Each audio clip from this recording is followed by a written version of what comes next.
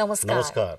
Nepal television समाचारमा स्वागत छ। म श्वेता सिन्हा र म सालिक सुवेदी। समाचार सुरु गरौं प्रमुख खबरबाट।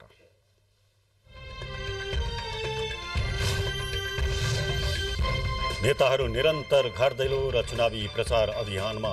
धनगढीमा रहनुभएका कांग्रेस सभापति देउवा कार्यकर्तामाझ व्यस्त। माओवादी केन्द्रका अध्यक्षको जुम्लामा कार्यक्रम।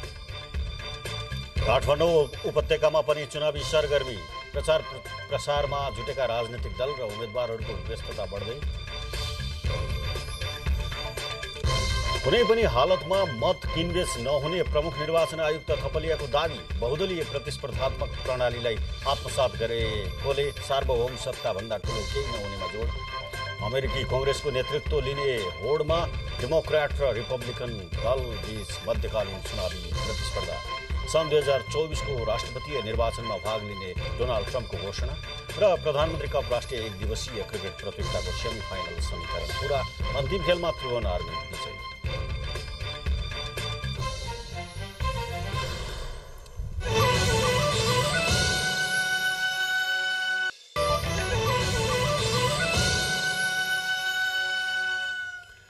समाचार अब विस्तारमा। प्रतिनिधि सभा र प्रदेश सभाको निर्वाचन हुन अब 12 दिन मात्र बाँकी छ। यो निर्वाचनलाई विशेष रूपमा हेरिएको छ। यसले लोकतन्त्रको सम्वर्धन गर्ने या यसलाई अझ बढी बलियो बनाउने भन्ने विषय एउटा छँदैछ भने सबैभन्दा महत्त्वपूर्ण कुरा के छ भने यो निर्वाचनले कुनै पनि निर्वाचनले र यो निर्वाचनले पनि राज्यको शासकीय शासन व्यवस्थालाई कसरी प्रवर्धन गर्ने, लोकतन्त्रलाई कसरी प्रवर्धन गर्ने, संविधानलाई कसरी रक्षा गर्ने र जनताको सार्वभौम सत्ता जो अधिकार जनतामा निहित छ त्यसलाई कसरी अक्षुण्ण राख्ने भन्ने कुरा चाहिँ महत्त्वपूर्ण छ। त्यसैले त प्रमुख निर्वाचन आयुक्त यो इलेक्सनलाई, यो निर्वाचनलाई पटक पटक भन्नुभएको छ। यो निर्वाचनबाट प्रतिनिधिहरू निर्वाचित गर्ने मात्र होइन, यसले लोकतन्त्रलाई संस्थागत गर्ने काम पनि सँगसँगै गर्छ। त्यसैले अहिले निर्वाचनका लागि मतदाताका घर घरमा, दैलो दैलोमा, गर्खा गर्खामा, खेत खेतमा उम्मेदवारहरू पुगेका छन्। आफ्नो मत, जनताको मत, मतदाताको मत आफ्नो पक्षमा पार्नका निम्ति हामी निर्वाचनको विषयमै समाचारहरू तयार गरेका छौं। सबैभन्दा पहिला निर्वाचन विशेष।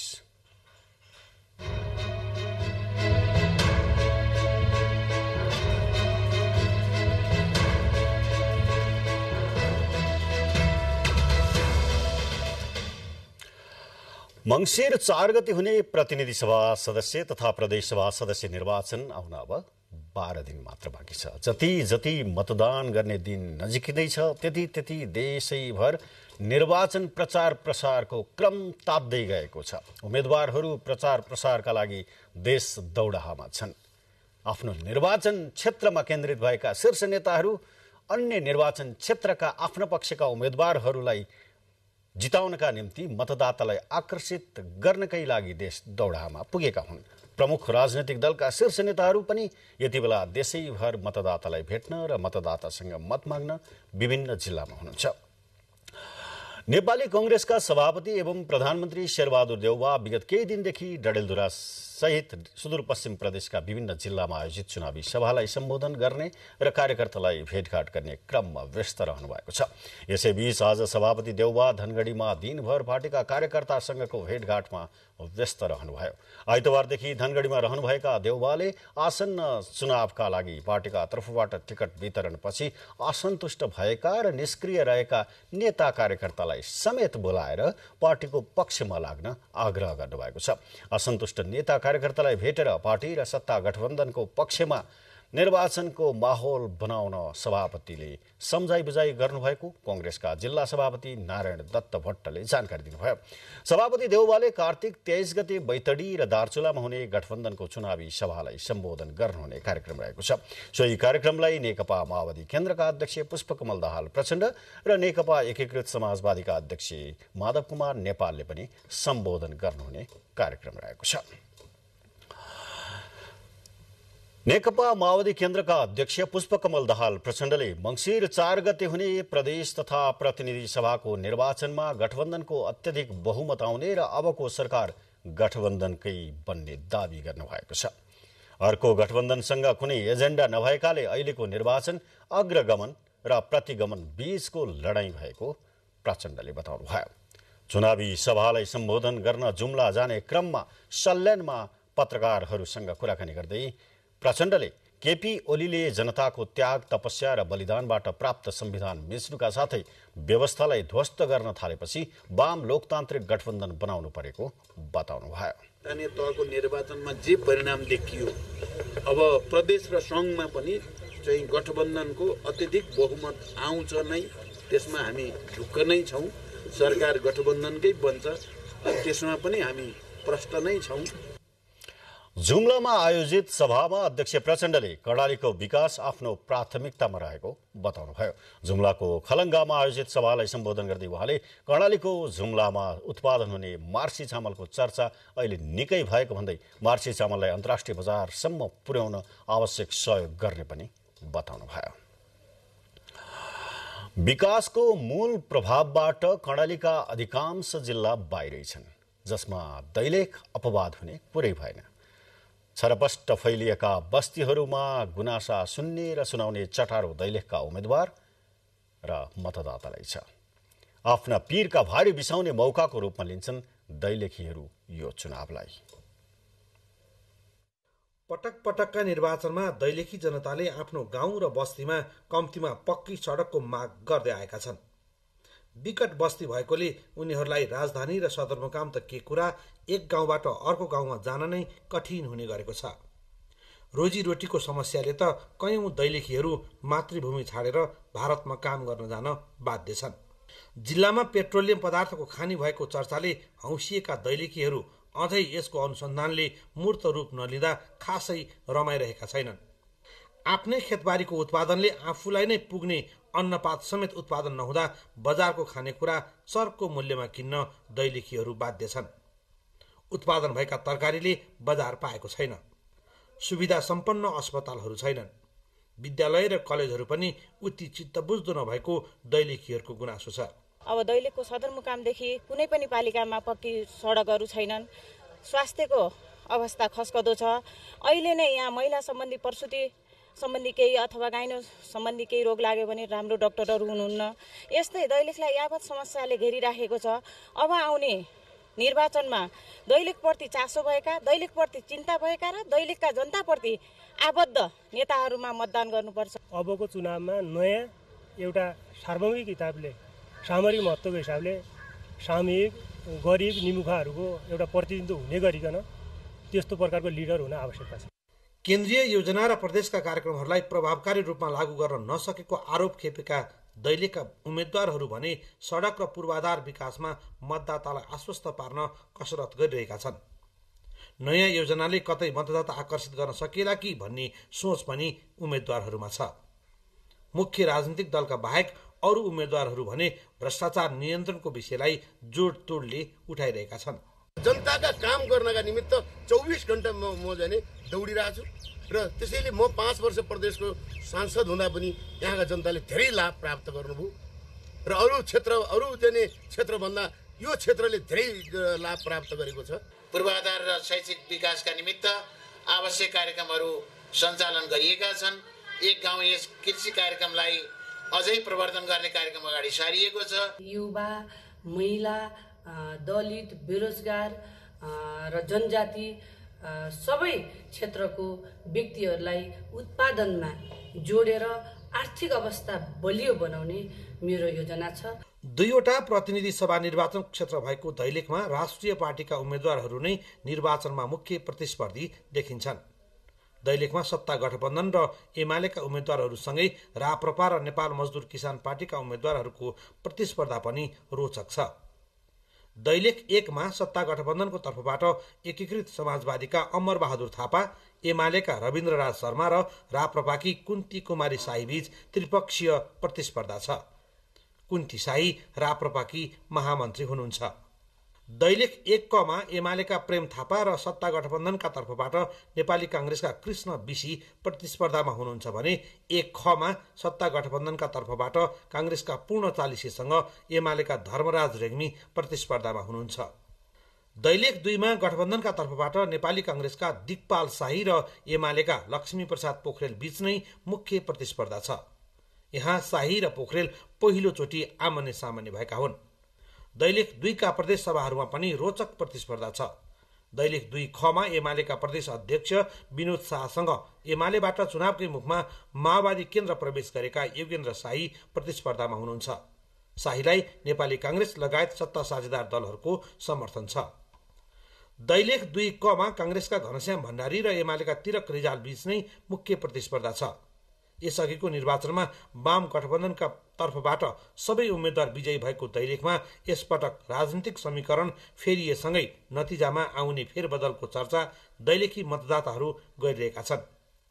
नेपाली कांग्रेस लगायतका गठबन्धनका दलहरू एमालेको वर्चस्व भत्काउने दाउमा छन् भने एमाले आफ्नो साख जोगाउने रणनीतिमा। करिब 1,59,000 मतदाता रहेको दैलेखमा विकासका योजना भन्दा पनि जनजीविकासँग जोडिएका विषयलाई प्राथमिकता दिन मतदाताले उम्मेद्वारहरूसँग माग गरिरहेका छन्। गरिबी र अभावसँग जुझ्दै गरेका दैलेखी मतदाताहरू उम्मेद्वारसँग ठूलो माग गरिरहेका छैनन्। आफ्नो जनजीविकासँग जोडिएका सामान्य घाँसबास कपासका विषयलाई मात्रै उनीहरूले प्राथमिकतामा राखेर आफ्ना उम्मेद्वारहरूसँग आग्रह गरिरहेका छन्। दैलेखको नारायण नगरपालिका स्थित दैलेख बजारबाट विष्णु शर्मा र सुरेन्द्र आचार्यको सहयोगमा गोविन्द धिताल, नेपाल टेलिभिजन। साथै प्रदेशबाट हामी निर्वाचनका गतिविधि सम्बन्धी समाचारहरू निरन्तर दिइरहेका छौं र यसै क्रममा अब हामी कर्णाली प्रदेशबाट लाग्छौं। प्रदेश एकतर्फ चियाको राजधानीका रूपमा समेत चिनिने इलाम जिल्लामा चुनावी गतिविधिहरू रोचक बन्दै गएका छन्। इलाम 1 मा पूर्व प्रधानमन्त्री समेत रहनुभएका नेकपा एकीकृत समाजवादीका नेता झलनाथ खनाल र एमाले इलामका अध्यक्ष तथा इलाम नगरपालिकाका पूर्व मेयर महेश बस्नेत बीच प्रतिस्पर्धा हुने आंकलन मतदाताहरूले गरेका छन्। इलाम 1 मा पुग्दा धेरै सुनिने चुनावी चर्चा मध्येको एक हो पूर्व प्रधानमन्त्री समेत रहिसकेका एकीकृत समाजवादीका नेता झलनाथ खनालको यो अन्तिम प्रतिस्पर्धा हो रे। मतदाताहरूका बीच चिया चर्चा बन्ने गरेको यो भनाइलाई पुष्टि गर्दै खनालले पनि भन्नुभयो, यो मेरो अन्तिम चुनावी प्रतिस्पर्धा हो। 73 वर्षीय खनालले आफ्नो जीवनलाई नाफाको जिन्दगी मान्नुहुन्छ, किनकि केही समय अघि उहाँको मृगौला प्रत्यारोपण गरिएको थियो। यति मात्र नभई 48 पछिका 5वटा निर्वाचन एमालेबाट जितेका खनालले अन्तिम प्रतिस्पर्धा भने नेकपा एकीकृत समाजवादीका सम्मानित नेताका हैसियतमा गर्दै हुनुहुन्छ। उमेर र दौडधुपले होला झट्ट हेर्दा थकी जस्तो देखिए पनि उहाँ चुनावी मैदानमा आफूलाई बलियो खेलाडीको रूपमा प्रस्तुत गर्नुहुन्छ। प्रतिस्पर्धी र प्रतिद्वन्दी चाहिँ मैले देखाएको छैन। भाइहरू लड्दैछन्, ठिक छ, उहाँहरूले एउटा डेमोक्रेटिक एक्सर्साइज गर्नुहुन्छ, त्यसबाट अनुभव प्राप्त गर्नुहुन्छ, उहाँहरूलाई मेरो धन्यवाद नै छ। तर चाहिँ प्रतिस्पर्धाको रूपमा अहिले चाहिँ यो सबै गठबन्धन मिलेको हुनाले यो 1 नम्बर क्षेत्र चाहिँ अब यो मेरै निम्ति मात्रै हो कि जस्तो भएको छ अहिले। अर्कोतर्फ विगतमा एमाले अध्यक्ष समेत रहेका खनालसँगै प्रतिस्पर्धामा हुनुहुन्छ एमाले इलामका अध्यक्ष महेश बस्नेत। चुनावी मैदानमा सबै उम्मेद्वार समान हैसियतका खेलाडी भएको बताउँदै बस्नेतले मङ्सिर 4 को फैसला गर्ने निर्णायक मतदाता भएको बताउनुभयो। निर्वाचनपछि मुलुकको समृद्धिका लागि सबै शक्ति एक ठाउँमा उभिनुपर्ने बताउँदै इलाम नगरपालिकाका पूर्व प्रमुख बस्नेतले पनि आफूलाई कमजोर खेलाडी देख्नुहुन्न। अब बहुदलीय व्यवस्थामा विचार आफ्नो ढङ्गले राख्न पाइन्छ। त्यो तिक्तता गर्ने, लडाईँ झगडा गर्ने विषयवस्तु होइन, प्रतिस्पर्धा गर्ने विषय हो। र निर्वाचनको प्रक्रिया यो छनौटको प्रक्रिया हो। यो अन्त्य भइसकेपछि हामी सबै एक ठाउँ बसेर यो राष्ट्रलाई समृद्ध बनाउने कुराहरूमा जान्छौँ। इलाममा बंगालको खाडीबाट उदाउने सूर्य झुल्किदाको दृश्य जति अलौकिक छ त्यत्तिकै आकर्षण छ यहाँका चिया बगानमा। इलाम आफैमा पर्यटन र चियाका लागि प्रसिद्ध छ। यसलाई चियाको राजधानी पनि भनिन्छ। पर्यटनलाई इलामको समृद्धिको आधार देख्छन् यहाँका मतदाताहरू र उम्मेद्वारहरू। त्यसैले त उम्मेद्वारहरूका चुनावी एजेन्डामा यी विषयहरू प्रतिबिम्बित भएका छन्। श्रीयन्तु डाँडाबाट झुल्किने सूर्योदय जति लोभलाग्दो छ, इलामलाई त्यत्तिकै लोभलाग्दो बनाउने प्रशस्त आधार छन्, मात्र खाँचो छ इच्छा शक्तिको। क्यामेरामा शिव पङ्गेनीका साथ विजय शेखर भट्टराई र निराजन खनाल, नेपाल टेलिभिजन, फिक्कल, इलाम। प्रतिनिधि सभा र प्रदेश सभाको निर्वाचनका लागि अब 12 दिन मात्र बाँकी छ। सार्वभौम सत्ता सम्पन्न राज्यमा जनता सर्वोपरि हुन्छन् र सार्वभौम अधिकार प्रयोग गर्ने यो नै महत्त्वपूर्ण समय पनि हो जनताका लागि।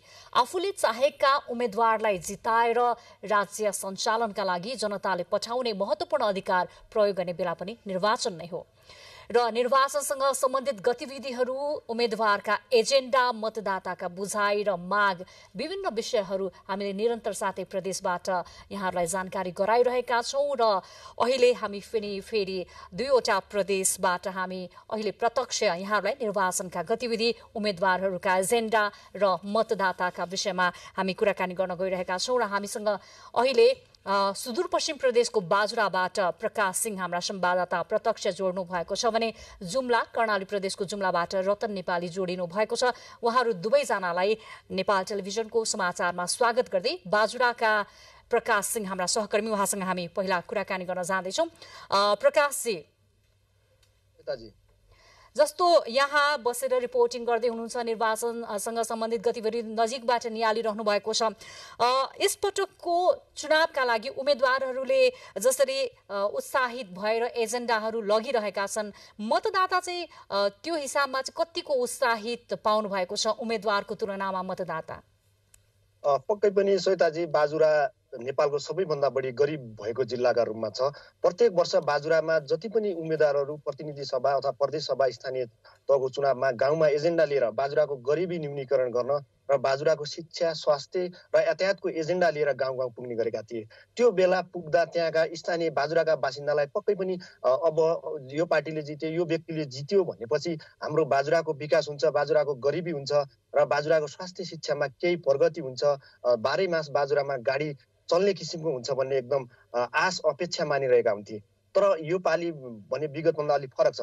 विगत 2-3 पटकको चुनावमा पनि विभिन्न एजेन्डा लिएर गाउँ गइसकेका नेताहरूले खासै परिवर्तन गर्न नसकिसकेपछि यो पालि मतदातामा त्यति उत्साही नदेखिएको छ र विगतका जस्तो चुनावमा पार्टीहरू गाउँमा, खेतबारीमा मतदाता भएको ठाउँमा पुगे तापनि स्थानीय मतदातामा अहिले पहिलेका जस्तो हर्षोल्लासका साथ अब हामीले जितायो भने चाहिँ हाम्रो विकासमा धेरै टेवा पुग्ला, बाजुराको गरिबी कम होला, बाजुरामा सामान्य हात भाँचिए पनि जिल्ला बाहिर जानुपर्ने अवस्था, जो कि एकजना एमडिजिपी डाक्टर नभएको अवस्था, ती परिपूर्ति हुन सक्छन् भन्नेमा जनतामा निराशा छाएको छ। तथापि त्यति छैनदा पनि बाजुरामा नेपाली काङ्ग्रेसका सहमहामन्त्री बर्दी पाण्डे, नेकपा एमालेका स्थायी कमिटी सदस्य तथा पूर्व मन्त्री कर्णबहादुर थापा बीच कडा प्रतिस्पर्धा छ, रोचक नै प्रतिस्पर्धा छ। प्रकाशजी, तपाईँले यो बताइराख्दाखेरि अहिले चाहिँ जस्तो मतदाता त्यति उत्साहित छैन भन्नुभयो, तर मतदाताको यस्ता मागहरू, यस्ता यो जुन अहिलेको अवस्था मतदाता उत्साहित नभएको अवस्थालाई चाहिँ उम्मेदवारले अहिलेको चुनावलाई लक्षित गर्दै एजेन्डा लिएर जाँदै गर्दा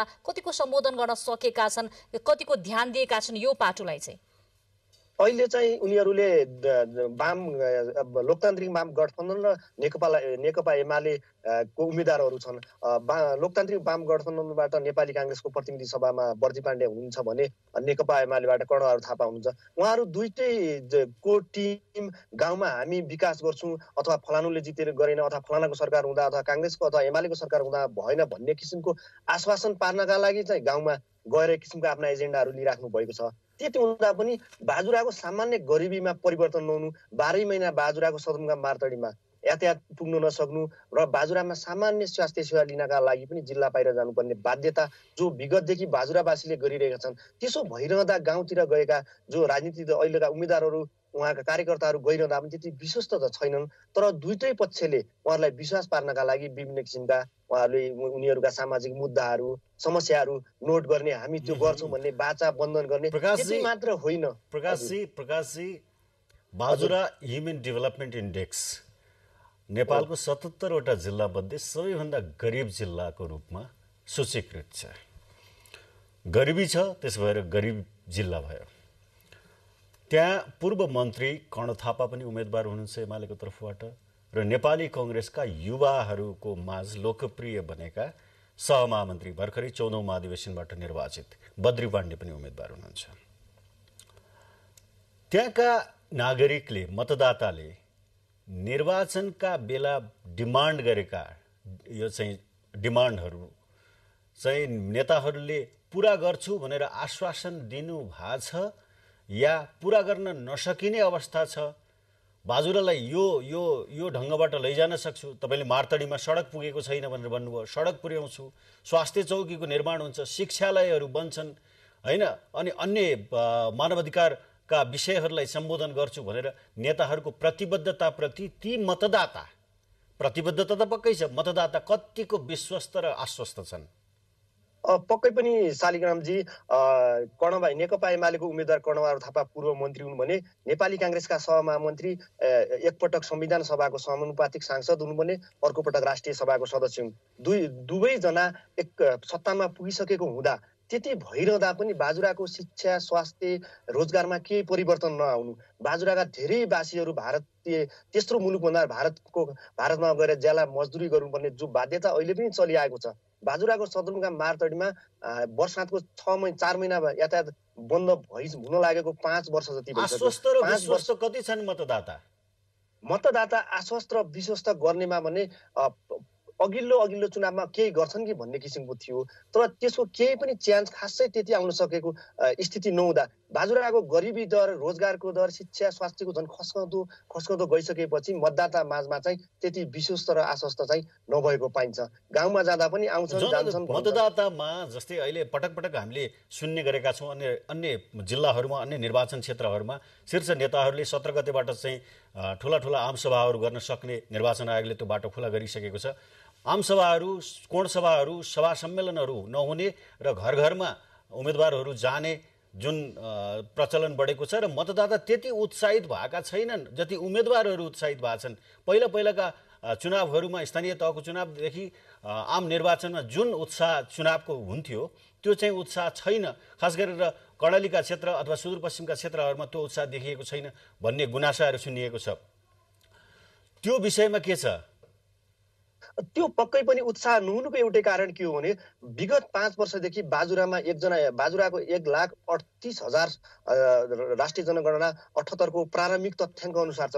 त्यति जनसङ्ख्याका माझमा पनि एउटा एमडिडिपी डाक्टरको व्यवस्थापन गर्न सकेन सामान्य भनेपछि बाजुराको साँपे मार्तडी सडक खण्ड वर्षानमा अवरुद्ध भइरहँदा पनि त्यसलाई वैकल्पिक मार्ग अथवा त्यसलाई शुद्धिकरण गर्न किसिमको भएन। अहिले पनि धेरै ठाउँ बिजुली, खाद्य सङ्कटको मारमा खेपिरहँदा स्वास्थ्य, शिक्षा, बाजुराको स्वामी कार्तिक खापर गाउँपालिका वार्ड नम्बर 1 मुक्तिकोटमा जो वर्षेनी 1500वटा बच्चा कुपोषणको कहरले मृत्यु हुन्छन्, हामीले नेपाल टेलिभिजनमा पटक समाचार सम्प्रेषण गरेका थियौँ। त्यो भइरहँदा त्यहाँको गरिबी, स्वास्थ्य, शिक्षामा परिवर्तन नआइसकेपछि जनतामाझमा उत्साह घटेको। केही चेन्ज भयो भने, सामान्य किसिमका आधारभूत आवश्यकतामा परिपूर्ति भयो भने उत्साह हुन्थ्यो मतदातामा। जसरी राजनीतिक दल उम्मेदवारमा उत्साह छ, त्यो किसिमको जनताका आवश्यकता, सामान्य आधारभूत आवश्यकता पनि परिपूर्ति नभएकै कारणले जनतामा उत्साह नभएको स्थिति हो। प्रकाश सिंह, धन्यवाद। अब शालिगजी, हामीसँग जुम्लाबाट हाम्रा सहकर्मी पनि जोडिनु भएको छ। रतन नेपाली र जुम्ला कर्णालीको पनि विकट जिल्लाका रूपमा लिइन्छ। रतनजी हामीसँग प्रत्यक्ष सम्पर्कमा आउनुहुन्छ। रतनजी, जुम्लामा चाहिँ चुनावी माहौलको कुरा गर्नुपर्दाखेरि, उम्मेदवारहरूको कुरा गर्नुपर्दाखेरि विगतमा देखिएका उम्मेदवारहरू र नयाँ उम्मेदवारहरू पनि रहेका छन्। उनीहरूका विगतभन्दा यस पटकको एजेन्डामा के फरक पाउनु भएको छ? किनकि कर्णाली आफैमा पनि मानव विकास सूचकाङ्कमा पछि परेको प्रदेश, त्यसमा पनि जुम्ला त्यसको विकट जिल्ला। यसरी हेर्दा जुम्लाको स्थिति के छ? उम्मेदवारहरूले आफूले पहिला लाने एजेन्डा भन्दा अहिले के नयाँ लाग्दैछन् त मतदातामा? प्रतिनिधि सभा र प्रदेश सभाको निर्वाचनमा दलहरू गठबन्धन गरेर र एक्लै पनि प्रतिस्पर्धामा छन्। चुनावी माहौल एकदमै तातिएको छ। विगतमा जसरी फरक तरिकाले एजेन्डाहरू दिन्थ्यो, कानुन बनाउने विषयलाई र संविधान बनाउने विषयमा, जुन हिसाबले 70 सालको निर्वाचनमा संविधान बनाउने विषयलाई बढी प्राथमिकता दिएर चुनावको प्रचार गरिन्थ्यो भने 74 सालको निर्वाचनमा नयाँ एजेन्डाहरू, विद्युतको कुरालाई एकदम धेरै प्रतिबद्धतामा लिएर गएका थिए उम्मेदवारहरूले। यद्यपि त्यो प्रतिबद्धता अनुसारको काम नगर्दै उहाँहरूको कार्यकाल सकिएको छ। यतिखेर अहिले अब यो बाढी पहिरोले गर्दाखेरि कर्णाली राजमार्ग एकदम क्षतिग्रस्त भएको हुनाले अहिले अधिकांश उम्मेदवारहरूले आफ्नो चुनावी नारा र प्रचारमा, आफ्नो प्रतिबद्धतामा कर्णाली राजमार्गको स्तर उन्नतिलाई मुख्य एजेन्डा बनाएको देखिन्छ। चुनावी सरगर्मी कस्तो छ, मुख्य प्रतिस्पर्धा कसको हुँदैछ, कस्तो देखिन्छ, मतदाताको अपेक्षाहरू के छ, मतदाताको यो चाहिँ नि चुनावप्रतिको आकर्षण कस्तो छ? एकदम शालिकजी, पक्कै पनि जुम्लामा एकदम रोचक चुनावी प्रतिस्पर्धा भइरहेको छ। रोचक भएको कुरा चाहिँ यस हिसाबले पनि अनुमान लगाउन सकिन्छ कि आज जुम्लामा गठबन्धन दलहरूले एउटा आमसभा गरे र यो आमसभाको लागि सम्बोधन गर्न नेकपा माओवादी केन्द्रका अध्यक्ष पुष्पकमल दाहाल प्रचण्ड जुम्ला आएर जुम्ली मतदाताहरूलाई फकाउने कोसिस गर्नुभएको छ र नेपाली काङ्ग्रेसका उपसभापति पूर्णबहादुर खड्का पनि आउनुभयो र उहाँले पनि सम्बोधन गर्नुभयो। अहिले राप्रपाबाट हलो चिन्ह लिएर प्रतिस्पर्धामा उठ्नु भएको ज्ञानबहादुर साई, ज्ञानेन्द्र साईको पनि चुनावी चर्चा, उहाँले पनि जुम्लामा मतदाताहरू रिझाउनको लागि जुन हिसाबले प्रचार प्रसार गरिराख्नु भएको छ, यस हिसाबले पनि गठबन्धनले आफ्नो चुनाव प्रचार प्रसारमा प्रतिगमनको कुरा अनि गणतन्त्रको संस्थागत गर्ने कुरादेखि लिएर राजतन्त्रको बारेमा फेरि पनि उसको बारेमा अहिले जुन नेगेटिभ पक्षहरू छ, राजतन्त्र फाल्दाखेरिको जुन सङ्घर्ष गर्यो, ६२को जनआन्दोलनदेखिका कुराहरू लिएर आज प्रचण्डले पनि यहाँ आएर जुम्ली मतदाताहरूको बिचमा व्यक्त गर्नुभयो आफ्नो धारणा। गठबन्धनको औचित्य पुष्टि गर्ने कोसिस पनि गर्नुभयो।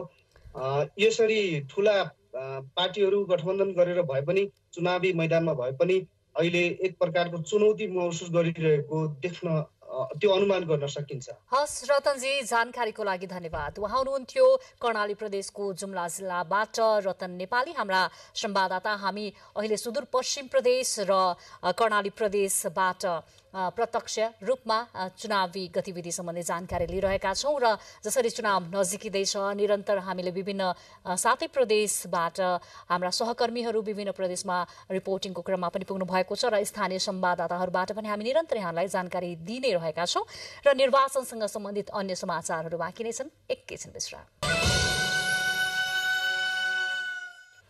अब बाँकी खबरहरू। निर्वाचन नजिकिएसँगै राजनैतिक दल र उम्मेद्वारहरूको व्यस्तता बढिरहेको छ। यति बेला दलका शीर्ष नेतासहित उम्मेद्वार र कार्यकर्ताहरू मतदातालाई आफ्नो पक्षमा आकर्षित गर्न भरमग्दुर प्रयास गरिरहेका छन्। उनीहरू चुनावी सभासँगै घर दैलो कार्यक्रममा व्यस्त छन्। काठमाडौँमा पनि चुनावी सरगर्मी व्यापक बढेको छ।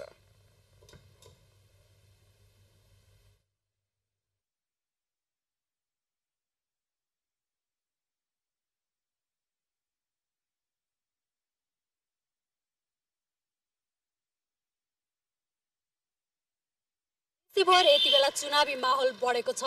उम्मेदवारहरू मतदाताको घर घरमा गई मत माग्ने क्रम जारी छ। रिपोर्टिङकै क्रममा आज हामी काठमाडौँ क्षेत्र नम्बर 1 आइपुगेका छौँ।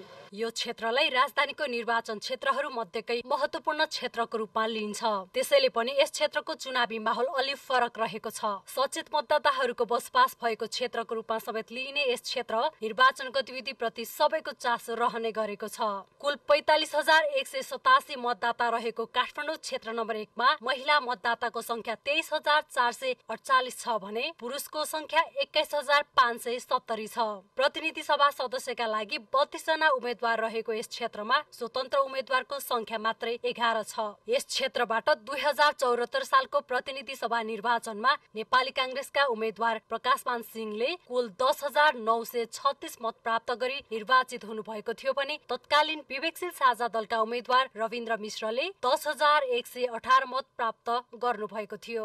सिंह र मिश्रबीच जम्मा 818 मतको मतान्तर रहेको थियो।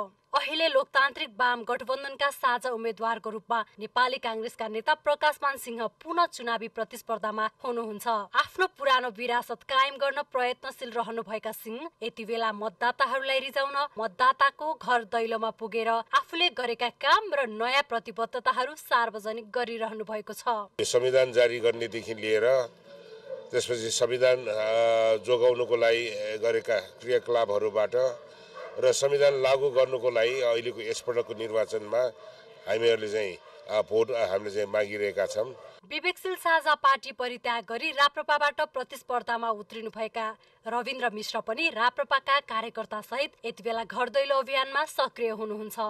दल मात्रै भनेर हुँदैन, अधिकांश नागरिक स्वतन्त्र नागरिक हुन जरुरी छ र उनीहरूले गुण दोषको आधारमा दललाई हेरेर र सँगसँगै उम्मेदवारलाई पनि हेरेर भोट हाल्नुपर्ने हुन्छ। त्यस्तै एमालेका उम्मेदवार किरण पौडेल पनि आफ्नो चुनावी एजेन्डालाई जनताले अनुमोदन गरी मतदान गर्ने बताउनुहुन्छ। यहाँका मतदाताले जुन चेन्ज खोज्नु भएको थियो, त्यो चेन्ज भनेको अनुहारमा आउने चेन्ज मात्रै होइन, पुस्तामा आउने चेन्ज मात्रै होइन, केही आशा विश्वास भरोसा योग्य पात्रको खोजी गरिरहँदा अनि त्यसलाई दिगो रूपमा आफ्नो भावनाको प्रतिनिधित्व गर्न सक्ने खालको पात्रको खोजी भइरहेको हामीले महसुस गर्यौं। चुनावी प्रतिस्पर्धामा रहेको नयाँ दल राष्ट्रिय स्वतन्त्र पार्टीका उम्मेद्वार पुकार बम घर दैलोको क्रममा मतदाताबाट आफूले पाएको सकारात्मक प्रतिक्रियाबाट उत्साहित रहेको बताउनुभयो। एक खालको उत्साह पनि छ र जुन खालको तपाईहरुले आफैले देखिसक्नु भएको छ, उहाँले जुन खालको यो विश्वास गर्नु भएको छ, यो ठूलो जिम्मेवारीको रूपमा लिएको छौं। यसैगरी नेपाल प्रहरीका पूर्व डीआईजी रमेश खरेल पनि सुशासन दलको तर्फबाट चुनावी प्रतिस्पर्धामा हुनुहुन्छ। दल र उम्मेद्वारहरूको चुनावी दौडहा र मतदाता रिझाउन उनीहरूले गरिरहेको प्रयासबाट यति बेला काठमाडौँ निर्वाचन क्षेत्र नम्बर 1 को माहौल अरु रोमाञ्चक बनिरहेको छ। निर्वाचन आयोगले बिहान 7 बजेदेखि बेलुका 8 बजेसम्मको समयलाई प्रचार प्रसारका लागि छुट्याएको छ।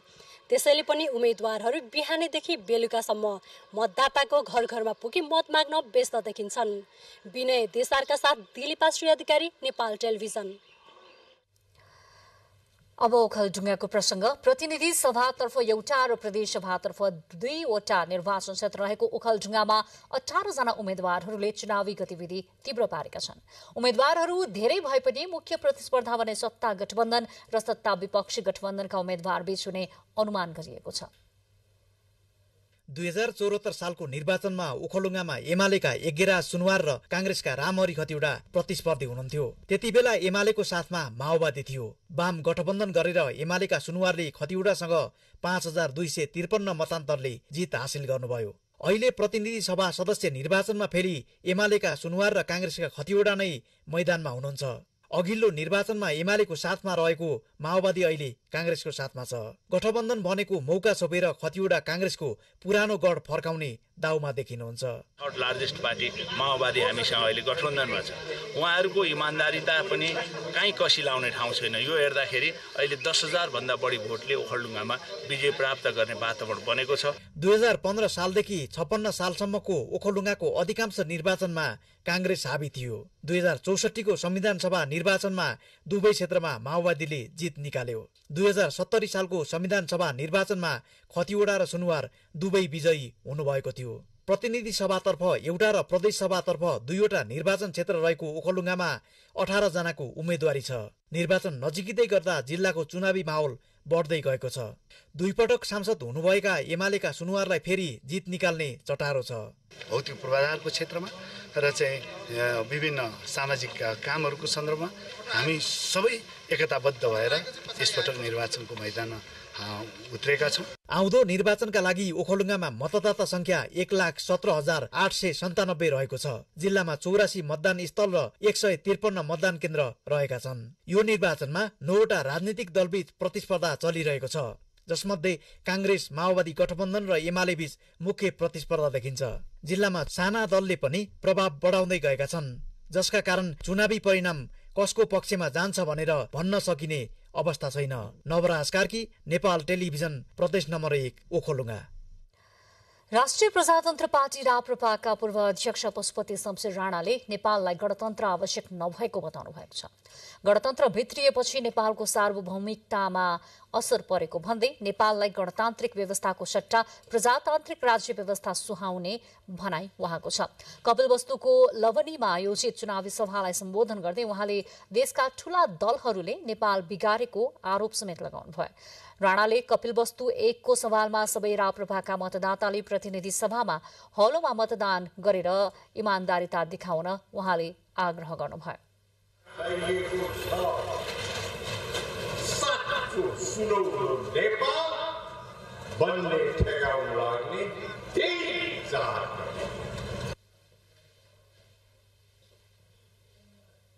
समाचारहरू बाँकी नै छन्, एकैछिन विश्राम।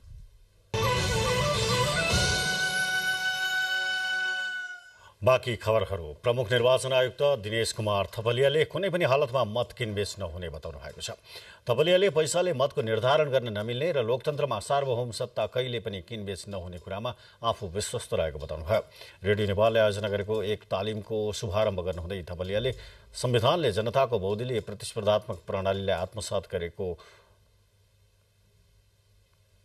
संविधानले बहुदलीय प्रणालीलाई आत्मसात गरेको हुँदा यो सार्वभौम सत्तामा जनताभन्दा ठूलो अरू कोही नहुने कुरामा जोड दिनुभयो। सञ्चार तथा सूचना प्रविधि मन्त्रालयका सचिव पराजित हुनेले विजेतालाई त्यही ठाउँको ठाउँ माला लगाइदिएर अङ्कमाल गर्ने किसिमको निर्वाचन गर्न सक्नुपर्छ र विजेताले पनि हिजोको आफ्नो प्रतिद्वन्दीलाई मित्रता र सद्भावको साथ अङ्कमाल गरेर अब हाम्रा सबै निर्वाचनका प्रतिस्पर्धाका कुरा सकिए भन्ने अवस्था सिर्जना गर्नुपर्छ। यो तपाईँहरूले बनाइदिने हो, सञ्चारले बनाइदिने हो, तपाईँको सूचनाले बनाइदिने हो।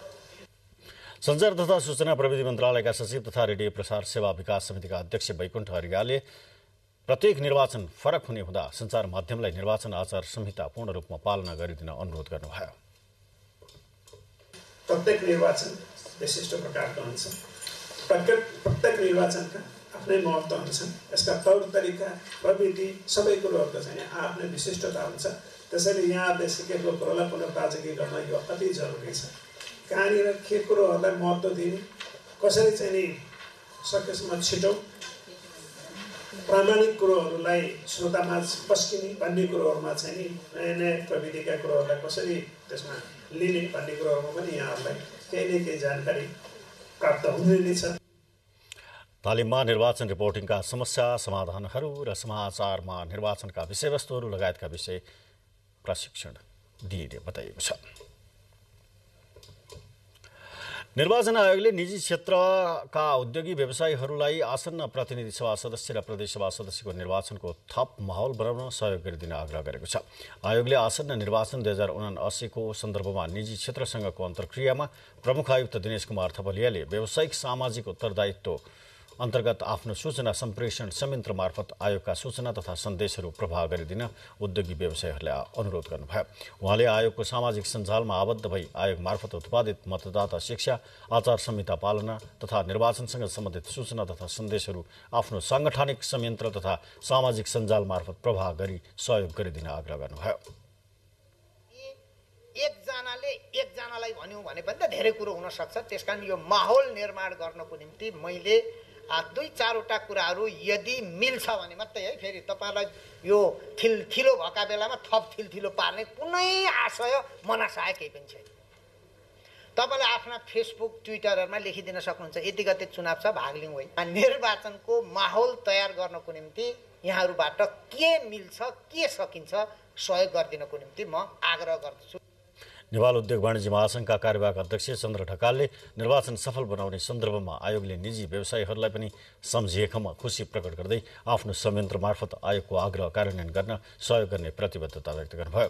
त्यसैगरी महासङ्घका उपाध्यक्ष अञ्जन श्रेष्ठले मतदानका दिन व्यवसायीहरूका सवारी साधन प्रयोग गर्न दिन र आफूहरूलाई पर्यवेक्षकका रूपमा जिम्मेवारी दिन आग्रह गर्नुभयो। प्रेस काउन्सिल र नेपाल पत्रकार महासङ्घका पूर्व अध्यक्षहरूले निर्वाचनका समयमा उम्मेद्वार र दलका विषयमा सञ्चार माध्यम बीच अन्तर्क्रिया हुनुपर्ने सुझाव दिएका छन्। आगामी निर्वाचनको सन्दर्भमा प्रेस काउन्सिल नेपालले निर्वाचन आचार संहिता अनुगमन सुझाव समितिसँग गरेको छलफलमा विज्ञहरूले यस्तो सुझाव दिनुभएको हो। छलफलमा महासङ्घका अध्यक्ष विपुल पोखरेल, पूर्व अध्यक्ष विष्णु निष्ठुरी र डाक्टर महेन्द्र विष्ट लगायतले काउन्सिलले जिम्मेवार प्रेसका लागि निरन्तर भूमिका निर्वाह गर्नुपर्ने बताउनुभयो। प्रेस काउन्सिल नेपालका अध्यक्ष बालकृष्ण बस्नेतले काउन्सिलले गर्ने अनुगमनका सन्दर्भमा सरोकारवालाको सुझाव महत्त्वपूर्ण भएको बताउनुभयो। काउन्सिलका पूर्व कार्यवाहक अध्यक्ष किशोर श्रेष्ठले पत्रकारहरूलाई सजग बनाउनु पर्नेमा जोड दिनुभयो। प्रहार गर्ने, घृणास्पद अभिव्यक्ति दिने र मिडियाले त्यसलाई जस्ता तस्तै राख्दाखेरि त्यसले चाहिँ अलि चुनावमा प्रभावित पर्नेछ, गुनासाहरू बढी आउने, उजुरीहरू बढी आउने। त्यो सन्दर्भमा चाहिँ हामीले के कसरी चाहिँ त्यसको कारबाही गर्नुपर्छ भन्ने सन्दर्भमा हामी अलि संवेदनशील छौँ।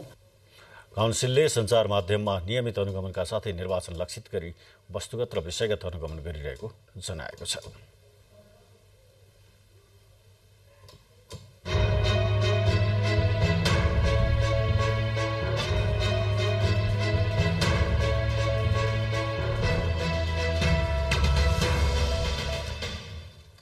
अख्तियार दुरुपयोग अनुसन्धान आयोगले भ्रष्टाचार सम्बन्धी 122वटा मुद्दा सर्वोच्च अदालतमा पुनरावेदन गराएको छ।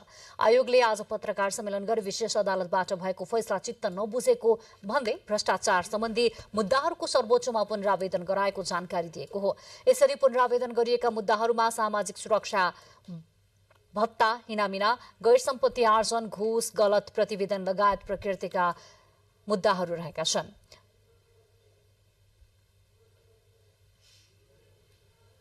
भ्रष्टाचार सम्बन्धी मुद्दामा ठोस प्रमाण भए पनि दोषीले अदालतबाट सफाई पाएको भन्दै अख्तियारले त्यस्ता प्रकृतिका मुद्दा पुनः सर्वोच्चमा पुनरावेदन दिनु परेको जनाएको छ। यस्तै आयोगका अनुसार विशेष अदालतबाट आदेश भइसकेका केही मुद्दाहरूको हकमा थप प्रमाण जुटाउनु पर्ने भएकोले सर्वोच्चमा पुनरावेदन नगरिएको जनाएको छ। मुगुबाट सुर्खेत जाँदै गरेको जीप दुर्घटना हुँदा 3 जनाको मृत्यु भएको छ। कालीकोटको तिलागुफा 5 खल्लागाडमा यात्रुवाहक जीप दुर्घटना भएको हो। मुगुबाट सुर्खेततर्फ जाँदै गरेको जीप आज दिउँसो कर्णाली राजमार्गमा दुर्घटना भएको हो। दुर्घटनामा मुगु गमगढीका 21 वर्षीय अक्कल विश्वकर्मा, 21 वर्षीय नै रमेश बुढा र 25 वर्षीय सुदर्शन सेजुवालको मृत्यु भएको कालीकोटका प्रहरी प्रमुख जयेश्वर रिमालले जानकारी दिनुभयो। एकजनाको घटनास्थलमा र 2 जनाको कर्णाली स्वास्थ्य विज्ञान प्रतिष्ठानमा उपचारको क्रममा मृत्यु भएको हो। घाइतेको जुम्ला स्थित कर्णाली स्वास्थ्य विज्ञान प्रतिष्ठानमा उपचार भइरहेको प्रहरीले जनाएको छ। समाचारमा प्रमुख समाचार पुनः एकपटक।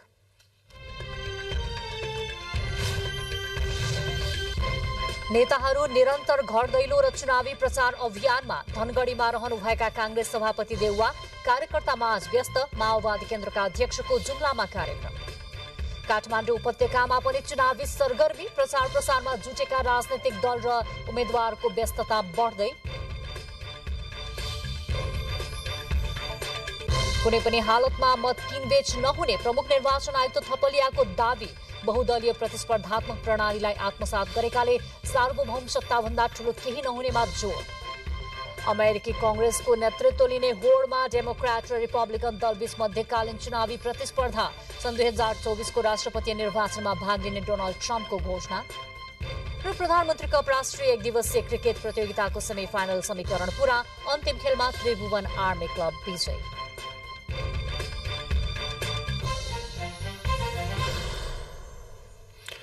अब बाँकी प्रसङ्ग। कार्तिक पूर्णिमाका दिन लाग्ने ऐतिहासिक नमोबुद्ध जात्रा आजबाट सुरु भएको छ। भगवान गौतम बुद्धको पहिलो जन्मस्थलको रूपमा लिइने गरिएको नमोबुद्धमा मेला सुरु भएको हो। काभ्रे जिल्लाको नमोबुद्ध नगरपालिका 1 र 11 स्थित नमोबुद्ध अवस्थित ऐतिहासिक एवं धार्मिक स्थल नमोबुद्धमा लाग्ने गरेको मेलामा दर्शनार्थीहरूले आफ्ना पुर्खाहरूको स्मरण र गौतम बुद्धको शान्ति सन्देशलाई मनन गरी हरेक वर्ष कार्तिक पूर्णिमाको दिन मेला लाग्ने गर्दछ।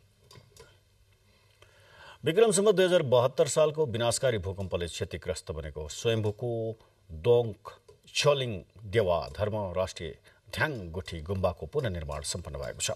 नेपाल तथा भुटानका धर्मगुरुहरूको सहभागितामा स्वयम्भूनाथ परिसरमा आयोजित विशेष समारोहमा गुम्बाको उद्घाटन गरिएको हो। पुरातत्व विभागको स्वीकृति बमोजिम गुम्बाको पुनर्निर्माण पुरानै शैलीमा गरिएको गुम्बाका प्रमुख पुजारी तेन्दर लामाले बताउनुभयो। अब देश बाहिरको प्रसंग। अमेरिकी संसदको आगामी आधा कार्यकालको नेतृत्वका सम्बन्धमा टुङ्गो लगाउन मध्यकालीन चुनावमा आज मतदान हुँदैछ। डेमोक्रेट दलको पकडमा रहेको अमेरिकी संसदको तल्लो सदन प्रतिनिधि सभा र माथिल्लो सिनेटमा अबको 2 वर्ष कसको नेतृत्वमा रहनेछ भन्ने टुङ्गो यो निर्वाचनले गर्नेछ। राष्ट्रपति जो बाइडेन निर्वाचित हुनुभएपछिको 2 वर्षमा यो मध्यकालीन निर्वाचन हुन गइरहेको हो। पूर्व सर्वेक्षणमा प्रतिनिधि सभामा प्रतिपक्षी रिपब्लिकन दलको नेतृत्व छ भने माथिल्लो सदन सिनेटमा कड़ा प्रतिस्पर्धा रहने अनुमान गरिएको छ। अमेरिकामा केही राज्य तहका निर्वाचनहरू पनि हुँदैछन् जसको नेतृत्वले बाइडेन सरकारका नीतिहरूको कार्यान्वयनमा अप्ठ्यारो पार्न सक्ने आंकलन पनि गरिएको छ। यसैबीच पूर्व राष्ट्रपति डोनाल्ड ट्रम्पले सन् 2024 मा हुने राष्ट्रपति निर्वाचनमा प्रतिस्पर्धा गर्ने घोषणा गर्नुभएको छ। बाँकी समाचार एकैछिनमा।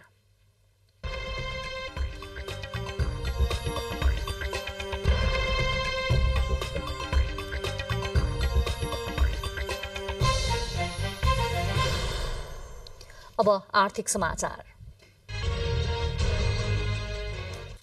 नयाँ बीमा ऐन आज लागू भएसँगै नेपाल बीमा प्राधिकरणले औपचारिक रूपमा काम कारबाही सुरु गरेको छ।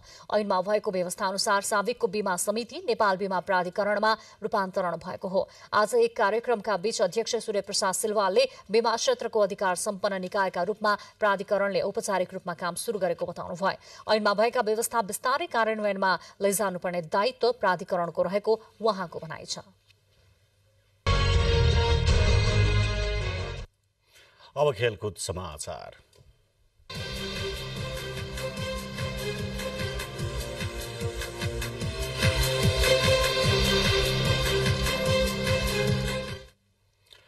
विभागीय टोली त्रिभुवन आर्मी क्लब काठमाडौँमा जारी प्रधानमन्त्री कप एक दिवसीय राष्ट्रिय पुरुष क्रिकेट प्रतियोगिताको सेमी फाइनलमा प्रवेश गरेको छ। मुलपानी क्रिकेट मैदानमा कर्णाली प्रदेशलाई 140 रनले हराउँदै आर्मी अन्तिम 4 मा पुगेको हो।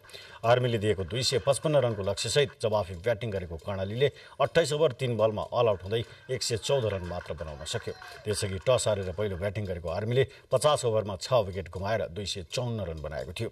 यो जितसँगै आर्मीले समूह ए को उपविजेता बन्दै सेमी फाइनलमा स्थान बनाएको हो। एपीएफ 7 अङ्क जोडेर समूह विजेताको रूपमा अन्तिम 4 मा पुगिसकेको छ। आज नै विभागीय टोली नेपाल पुलिस क्लब समूह विजेता बन्दै सेमी फाइनलमा स्थान बनाएको हो। टियु क्रिकेट मैदानमा मध्य प्रदेशलाई 191 रनले हराउँदै पुलिस समूह विजेता बनेको हो। भारी अन्तरले पराजय भोगे पनि मधेस उपविजेताको रूपमा सेमी फाइनलमा प्रवेश गर्न सफल भयो। समूह चरणका अन्तिम खेलहरूसँगै पीएम कप क्रिकेटको सेमी फाइनल समीकरण पूरा भएको छ। सेमी फाइनलका खेलहरू बिहीबार हुनेछन्।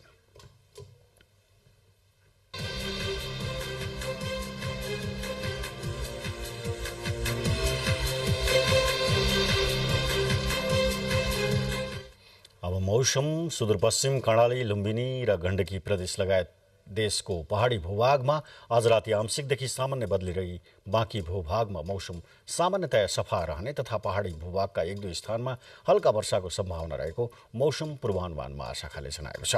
आज काठमाडौँमा राति न्यूनतम तापक्रम 10 र 12 तथा भोलि दिउँसो अधिकतम तापक्रम 23 र 25 डिग्री सेल्सियस बीच रहने अनुमान गरिएको छ। अब मौसम सम्बन्धी थप विवरण।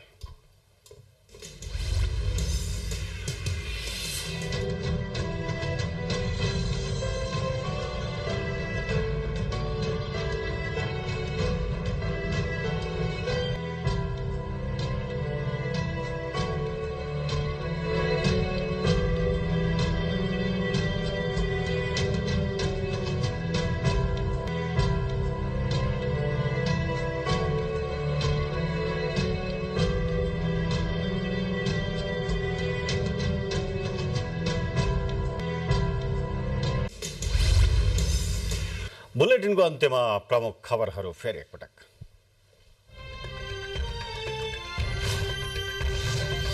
नेताहरू निरन्तर घर दैलो र चुनावी प्रचार अभियानमा धनगढीमा रहनुभएका कांग्रेस सभापति देउबा कार्यकर्तामा व्यस्त। माओवादी केन्द्रका अध्यक्षको जुम्लामा कार्यक्रम। काठमाडौँ उपत्यकामा पनि चुनावी सरगर्मी। प्रचार प्रसारमा जुटेका राजनैतिक दल र उम्मेद्वारहरूको व्यस्तता बढ्दै।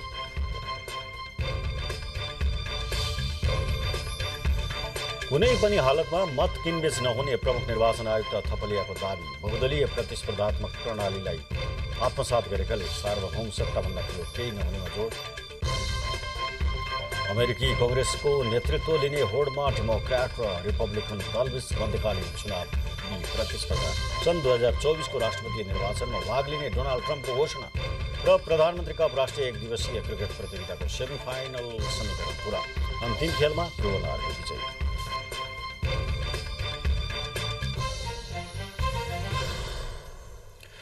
हवस् त यो समाचार बुलेटिन यही सकिन्छ। हामीलाई बिदा दिनुहोस्। नमस्कार।